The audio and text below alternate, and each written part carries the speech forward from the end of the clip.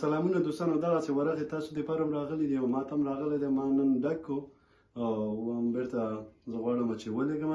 زه اوس تاسو دپاره دلته په سکرین باندې ښیم چې څه رقم تاسو ډک کړئ. ډېره اسانه ده، تاسو په خپله کولی شئ چې دا ډک کړئ.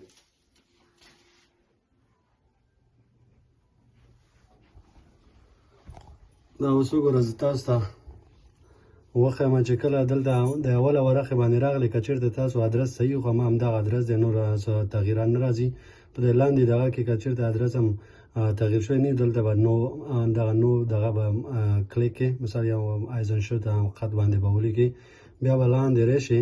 په لاندې کې مثال تاسو تنه موږ او تاسو چې دی ګاډي تنه ګاډي لرو، دغلته به یو امضا وکړئ او دغلته به تاریخ دی ولیکئ او دغلته به چې دی مثال هغه خپل تلیفون شماره ورکړي او دغه لاندې ځای کې چې دی دغه چې کېکاږم دغلته به خپله تاسو دغه ورکوئ، هغه ایمیل ادرس. چې کله دا هر څه تکمیل کړي بیا دغلته به راشئ د ایر مثال هغه کال ستاسو د ګاډي هغه کوم کال چې دی زما اوس چې دی مثال 2012 دی، زه دلته لیکم 2012. بیا دا میک چې مثال څه شی دی هغه کمپنۍ چې جوړ شوی دی که نه، زما ټیوټا دی، زه دلته ټیوټا لیکم. او ماډل چې دی ماډل زما سیانه ده، چې تاسو چې هر څه دی د بعضې مثال کیمري دی، د بعضې هر څه چې دی دغلته به مثال هماغه ولیکي. زه اوس لیکم سیانه او دغلته به چې دی مثال د بعضو اس ای بعضې ال ای چې هر یو ستاسو هغه په ټایټل کې چې تاسو کتلی شئ وګورئ.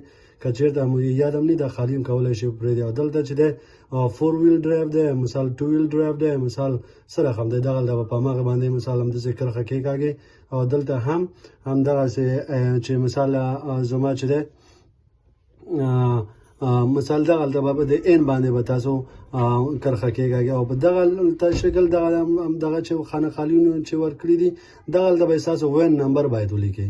هغه وین نمبر په هره خانه کې به یو حروف ولیکل شي، چې که په انګلیسي حروفونه دي الفبا حروفونه دي او که نه همداسې نمبرونه دي. تاسو کولی شئ چې دغلته پوره ورکړئ.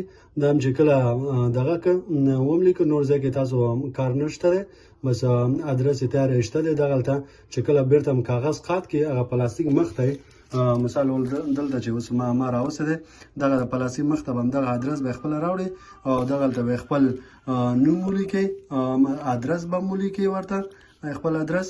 نور دغسې که چېرته تاسو ټاپه لرئ خپله به داسې ټاپه ورته ولګئ، او که چېرته ټاپه نه لرئ تاسو کولی شئ چې بیا دغه خپله پوستخانې ته لاړ شئ، هلته هغوی سره ټاپې دي درته درکوي، همغه به پکې ولیکئ او بیا به بیرته به خپله میل باکس کې کېږدئ. هغه بیرغ غوندې دغه چې دی هغه به پاسجي کړي، نور خپله هغې وړي او خپله هلته یې سپاري. بس جوړ ژوندي اوسئ. السلام علیکم، مننه.